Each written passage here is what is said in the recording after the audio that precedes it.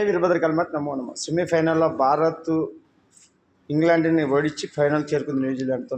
అక్కడ కూడా అదృష్టమే కావాలా. ప్రతి ఒక్క దాంట్లో ఇది వీరభద్ర యుగము, కర్మ సిద్ధాంతం నడుస్తుంది కాబట్టి మనది పక్క ధర్మం ఎక్కువ ఉందిరా. మన ధర్మాన్ని జయించడానికి భగవంతుడు చాలా వరకు చేస్తున్నాం. మీరు చూస్తున్నాం ఆటగానికి కూడా అదృష్టం కావాలి. ఇప్పుడు ఇంతకుముందు మనము ఓపెనర్ ఎట్లా హిట్టింగ్ చేస్తుండే ఆయన, ఎందుకు ఇట్లా డక్అవుట్లు అవుతున్నాడు, మళ్ళీ అదృష్టం ఏమైపోయింది. ఇంతకుముందు పొగినోళ్ళే ఇప్పుడు తీసేయండి ఫస్ట్ అంటారు. ఇంతకుముందు శాంసంగ్ చేదు కనపండి, ఇప్పుడు మంచి కనపడి. అంటే అదృష్టం ఎవరి పక్క ఎట్లుంటుందో, అది ఏ విధంగా అదృష్టం వాళ్ళలో చేరుకుంటుందో అవన్నీ మనం చూస్తున్నాం ఇప్పుడే. కానీ ఎవరినేం పొగడద్దండి, వ్యక్తులది ఇది కాదు. ఇది భారత్ విజయము, సనాతన విజయం. ఈరోజు ప్రపంచ దేశాన్ని యుద్ధాలతో కొట్లాడుతుంటే Russia, Ukraine, Iran, Israel, America అన్ని ఎంత సమస్యలో ఉన్నాయి. ఈరోజు మనం ప్రశాంతంగా ఉన్నామంటే ఆ వీరభద్రుడు వచ్చినాడు కాబట్టి.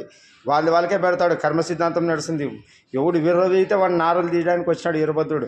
కరోనాతో మొదలుపెట్టినాడు, ఇప్పుడు కర్మ సిద్ధాంతం మొదలుపెట్టినాడు. జై వీరభద్ర కల్మత్ నమో నమ.